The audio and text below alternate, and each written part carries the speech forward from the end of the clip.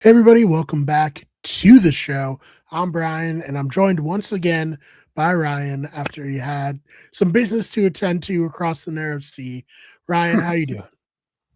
I'm doing well, Brian. I'm glad to be back, and yeah, glad to be in Westeros once again. Yeah. Unlike Kevin Lannister, you had a safe voyage. You didn't get pushed off the ship into the sea, so that's good. Yeah, I guess I didn't have a rogue ally who was just like, we're flipping the ship right now. Yeah, We're going full kamikaze. I'm probably gonna we're all gonna die. yeah. We're all gonna die, all of us for sure. So let's start there. What have you thought of the season so far?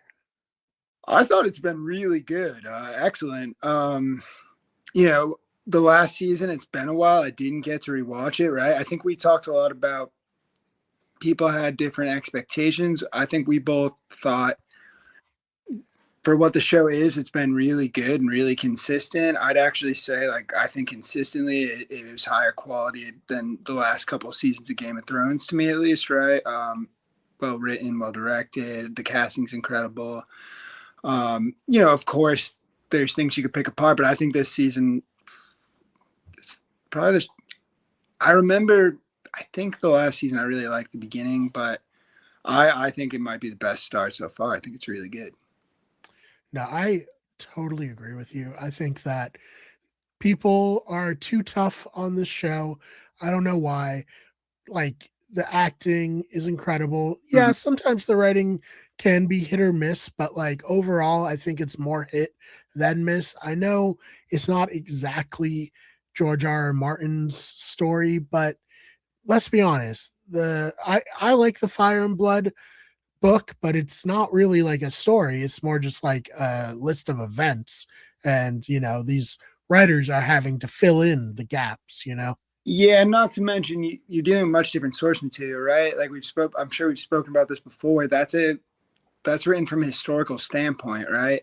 So it's not written like the original books are, right? It's a blurb. Like it's definitely like if I had to guess the entire, it might be like what, like 30 to 40 pages, something like. Yeah, it's not a lot. It's not a lot. Yeah, I mean, it's definitely a lot for what it is, but comparatively, it's not a lot. It's written in a more like a mock historical style. And I believe, I mean, I think George R. R. Martin is coined as the author of that book, but am I correct that I think there's also a few different people Yeah, yeah, that do the majority of that writing for those? yeah, Basically, like, some of the guys that like keep guys and ladies that keep tabs on, just his huge universe, because how the hell would you keep track of all that? yeah. No, So it's like we're not even like getting into, because that was the thing with Game of Thrones. If you look at like some of the early seasons, like I was shocked when I reread the books that like a lot of the best speeches were literally just like word for word Martin's writing like that. That's just right. how good he is at his apex. But this isn't that, right? They've taken this, and yeah, they've taken it in a slightly different direction, changed some things around, but I think it's right. It's encapsulating the main ideas, which are basically like, yeah, these two getting a really petty little dick measuring contest that it basically kills all the dragons and sets the Targaryens up to be where they are years later when the dragons are extinct. Yeah. And I think that gives us a good like segue into this episode because I thought this episode felt like a POV chapter more than a lot of episodes of Game of Thrones did. You were at, we have the beginning where Damon picks up fake Daron, uh and then we have the intro, and then from that point on forward, this episode is through Rhaenyra's eyes as she's having a little bit of a breakdown, given that she just lost her son, and I really it's been like what a week since she's lost both sons, and then she doesn't know who she can trust. She has all these people coming to her with various like complaints or issues.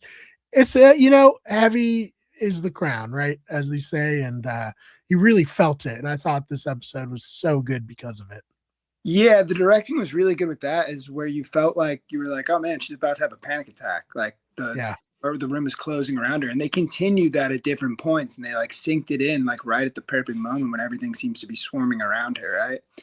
And I also liked how they made the reference to what would your father do, and it's like he would have thrown a feast, and you're like, oh yeah, of course he would have. But like yeah, the feast with like the family, where I think Aegon makes a fucked up comment about like, or doesn't he hit on like one of the chicks, like pretty abrasively? Like, yeah, that feast was maybe a little grim, but that was like, with his messed up family, and like while he's all like, he's all messed up and old and about to die. But I remember watching the feast. It's like, oh, this feels like more of a Rhaenyra feast than Rhaenyra now. I guess she was the delight of the realm when she was younger, but like, kind of she comes up more than it does her dad. Because her dad definitely would have like a jolly feast with like music and stuff. And then serving the rats, and it's like, all right, yeah, this is a Rhaenyra feast. This is Rhaenyra being Rhaenyra, right? She's taking no prisoners. She's not caring what others think about her, and she's ruling, right? Kind of a little bit of that like tight-fistedness and like firmness, but not quite where like Damon is, where Damon's just, I mean, you could just burn them. Like, yeah, Damon, tough episode for him. He found out about his boy Simon getting killed. I feel like that tore him up pretty bad. I mean, I think though he's doing. I was actually thinking this watching it today. I was like, man, Damon's like doing really well for Damon. The fact that he can just like sit back and like not do more, and like he's okay with her being the queen, and he's all right being like the queen king, like the king consort, as Simon called him a lot last season. But I think that's really good for him, honestly. Yeah, I mean, I guess like what else would he do? But now that he knows about the prophecy, he's all in on Rhaenyra, so that helps. And but the fact that he was more respectful when she's like, yeah, I don't want to go conquer the world right now. He's grown a little bit. No, such a Damon idea. Be like, all right, we got King's Landing. Let's fuck actually getting everything in order. Let's get the rest of the world. Oh yeah, and it's like, and apparently there's like these guys that can fly, and it's like, oh man, you're thinking of like getting some of those like prostitutes who can fly, aren't you? Yeah. Oh, I'm totally thinking about that. Yeah, how could you not be? Oh man, but the citizens of King's Landing have been struggling. I did like the feast scene a lot as well. I really enjoyed the scene of her passing stuff out. I thought that was great, but Rhaenyra's in some trouble here. There's the last little fuck you by the Lannister, who, as we know what happened in the book, but he moved the gold from King's Landing, and now Rhaenyra is broke. Not great. No, not a particularly good situation, right? And we see this part where she's been so used to the warring part, and like when she was a kid, right, and she got to play the fun parts. She's never really had to do this end of ruling, so it's a complete shock for her, right? So I think they did a really good job of that. And again, she's able to get by right now, and we see a little bit at the end of the episode, a little bit of that charisma that she had that got the common folk going, but she's still kind of just struggling one day at a time with it. And then again, at the end of the episode, we find out you already kind of revealed that the Darien is a fake Darien, right? So yeah, even though she is sitting in Westeros, she is sitting on the Iron Throne. Things aren't necessarily so stable right now. She is still going to have her struggles. Yeah, I mean, it's a bad situation. I love the scene when she goes in to Alicent. She's like, "Where's my gold?" And Alicent is like, "What? I don't know." Like, they cut me out. Yeah, and I don't know. Yeah, I don't know what she would expect. I think Alicent, had made that obvious, right? That she'd been cut out. But yeah, I think too, Rhaenyra's never had to really deal with this stuff. And right, she even asked Alicent about it, and Alicent's like, yeah, it's not like fun. Like, you have to make messed up decisions, and you can't please everyone. No. And I mean, it's so real. We saw it last season with Aegon too, when he was trying to get the sorry, my dog is barking so much in the background. Sorry to all the listeners out there. I don't know how much it's coming through. But yeah, no, we saw this last season with Aegon when they were like going like, hey, the crown's taken like a bunch of our sheep and we need, some assurances. And Aegon's like, yeah, of course you could give it. And Otto like pulled him aside. So was like, no, you can't do that. You can't make everyone happy. And it continues into this scene, right? With the people coming to see her and being like, hey, they took all of our sheep and we don't have anything to make wool. And the butchers are like, yeah, we don't have anything to make meat. So, it's all about sheep, I guess, is what I'm trying to say. Much like Settlers of Catan. Well, yeah, I guess that is true. I guess dragon loves sheep. That must be the thing, right? And then she talks about the Kingswood, which is kind of interesting, and we'll see how that plays. I mean, I guess it's all minor political stuff. There is a lot of, a lot of sheep being brought up for sure. But I mean, right, that's kind of the big thing with the Targaryens is the dragons. And I mean, they have these dragons, and it's like Damon said, you can use them for force, but also the dragons are the reason they rule, but they also cause a lot of fear. And I think some people are resentful. We saw that with the do they call them priests? Oh, Oh, Septon. yeah, Yeah, yeah, the yeah. Septon. We saw that with the Faith, Septon. right? Where he believes dragons are unnatural creatures.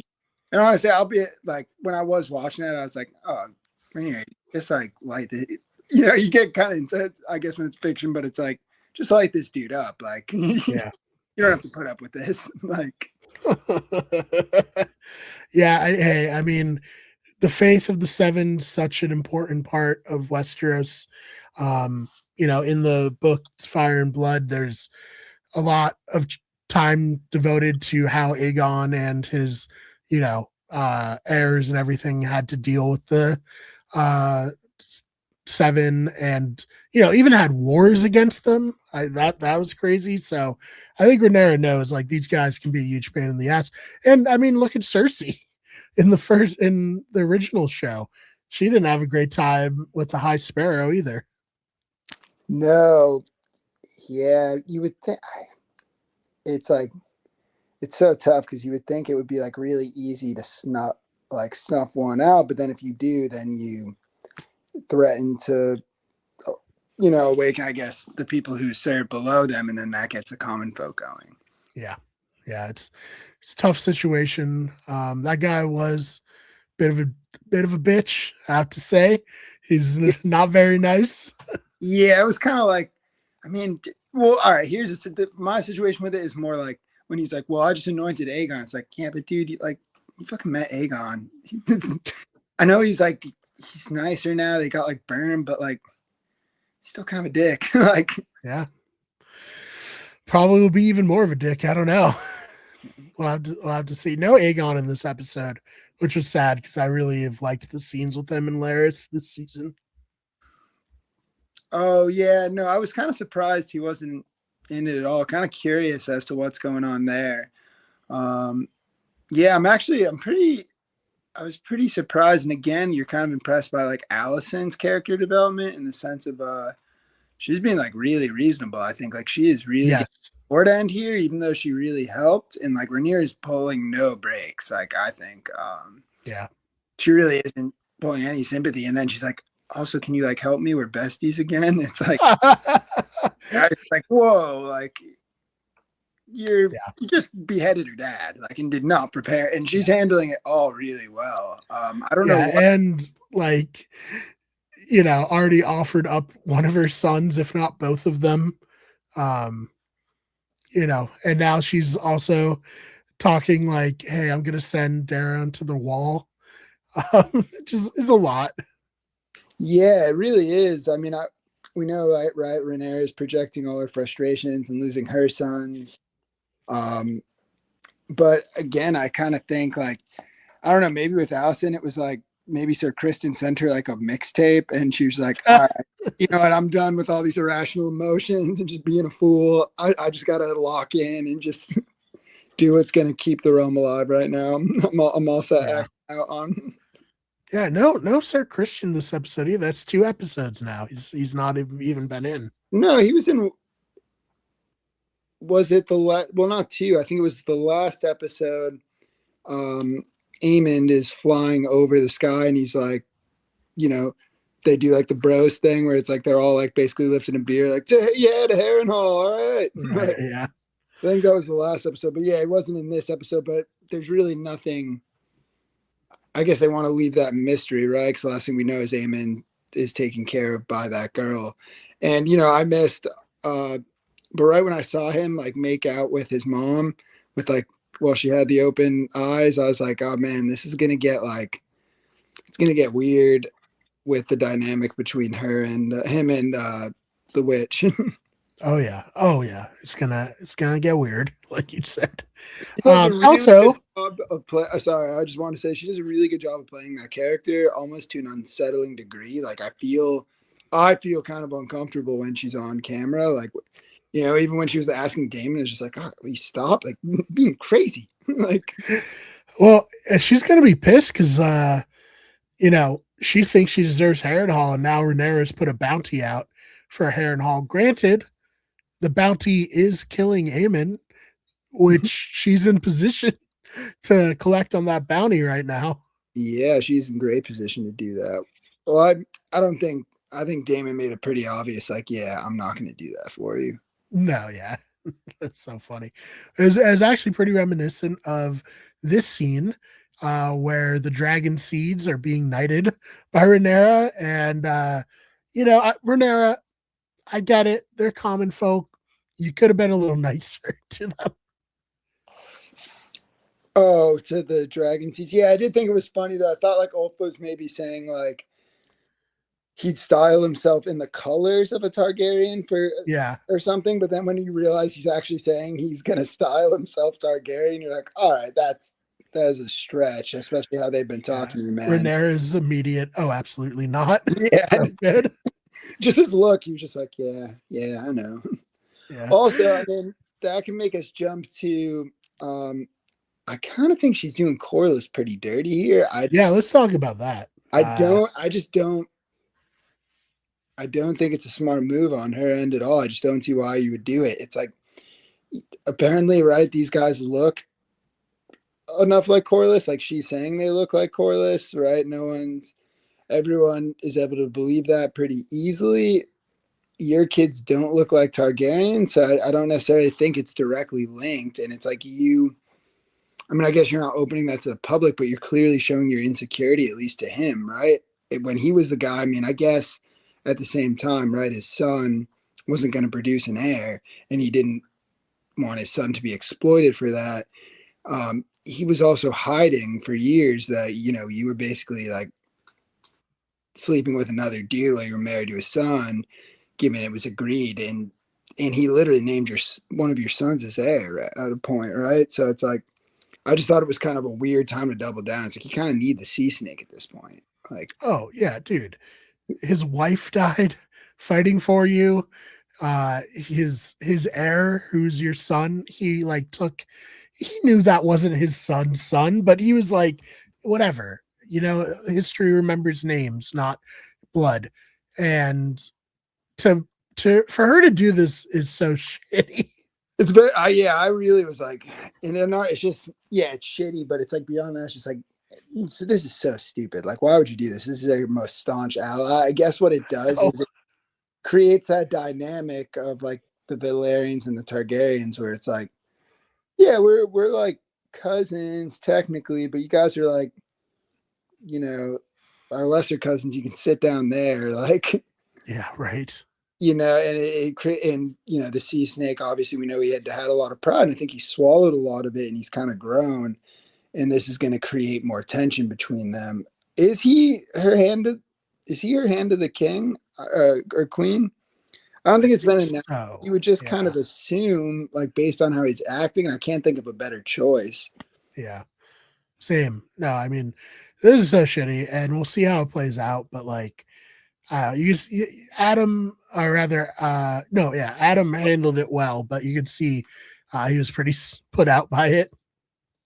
Yeah, I thought he was a little put out, but I think with Adam, I mean, I think they wanted the name, but I don't think that he doesn't strike me as someone who's going to have wrath over it. It's more like he knows that his dad's going to be pissed probably, and I think right, and I think his brother, I think even he doesn't his brother. That's what's like cool about Adam and Alan is like Alan doesn't even really care about the stuff that comes with the name. He just wants to be recognized and have a name, right? Yeah. It's like pretty human. Yeah, I mean those characters are pretty stand up guys. Yeah. And then he's chilling. He's having, Yeah, yeah, he's kind of boring, but yeah. it's just like, hey, let's have like Ron Swanson be jacked and have like a blonde tail. That'd be pretty fucking sweet. Like, I mean, he does look sweet. oh yeah, that's it. I mean, he looks like a jacked Ron Swanson with a Targaryen ponytail. It's kind of funny. Like, Yeah. it's just like, what is this guy doing here? All right, yeah, he can ride a dragon. That's cool. No, yeah. Yeah. So we'll see how that plays out. But yeah, real bad on Renero's part here. Yeah, not I a good. get it. You're very sensitive about people accusing your sons of being bastards, but come on. We're seeing definitely a little bit of that butt end of the dragon, right? It's like Joffrey is now her heir. So it doesn't matter. He's not going to be Corliss's heir, you know? No, yeah, exactly. I don't think it has to do with that. I think yeah, it's a tough one.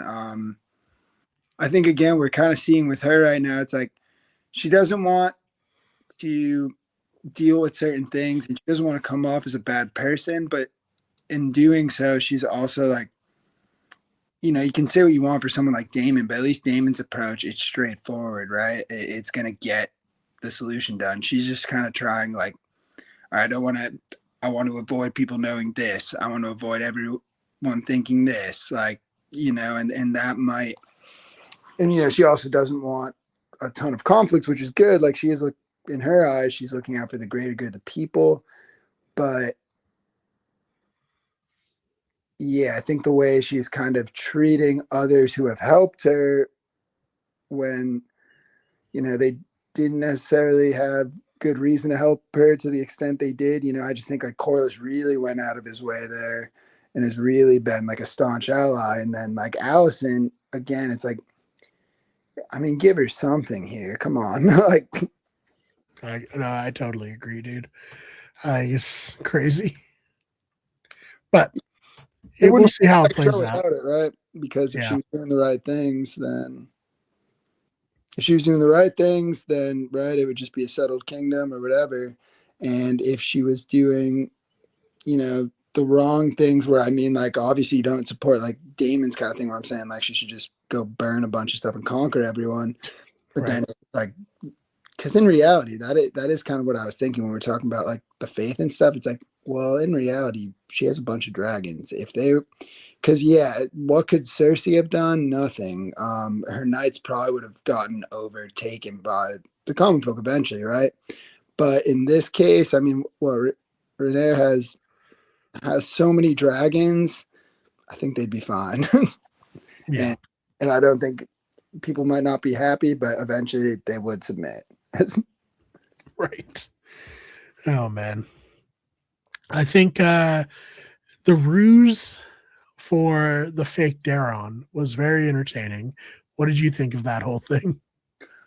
I didn't pay much mind to it. I honestly like with that one. I believe that Daron. I don't think he had. I don't want. I don't know. Do you want me to say anything? I don't want to ruin anything from the reading. I just don't necessarily think he plays a big role in the reading Yeah. from what I remember at all. So I was like, who knows if this is even like any plot of substance? I wasn't. I was like, it's kind of weird how quiet he is, but like, I guess what else would you do in this situation? It's kind of smart. I was like, actually, well, I guess it. I was like, because he doesn't seem crazy like Aemond, but he's not like seems a lot cooler than Aegon. Like he knows like snitches get stitches. Yeah. Like, gonna I be think keep my mouth shut. So I think that was fine. I didn't really think much about it, and then the fake. I mean, it makes sense. Like if you got a prince, and you're Orman Hightower, and I mean, he clearly is doing some sort of drug, right? Yeah. Like, he was like, sort of, like I don't know what it was, but it was like, oh damn, that dude's getting messed up. If you're that dude, like, and you're just like living that life, you're like, yeah, it'd be pretty fun to just have a prince on deck. I can slip back and be like, what's up? I think it also, so let assume in the first episode there's a guy next to Orman who I think we all think is actually Daron, and he has the same color hair as Allison. It adds so much subtext to them sending him to Old Town because he doesn't have the Targaryen hair, and the whole thing about Rhaenyra's kids not having Targaryen hair, like it's like, oh, well, we can't really push our claim for Aegon as the true heir if we also have a kid who doesn't look like a classic Targaryen. I So we're didn't. just going to send him to Old Town. I did not know that. Did they show Darian earlier on in the show? People think that's him But did because he early? looks like he could be Allison's I son got you on that. But did they show him earlier on? Like, before this season. yeah, before the season, did they show him as a little? No.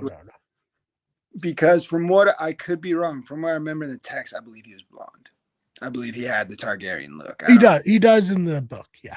In the book. So that is a change. Well, it would be interesting because, right, that's kind of a big thing about the thing with Rhaenyra's kids is like, yeah, all these guys are coming out with Targaryens. It is a little suspicious. Like, right, there isn't that flaw, right? Like, most of the time, the Targaryens see it shows through like pretty strongly.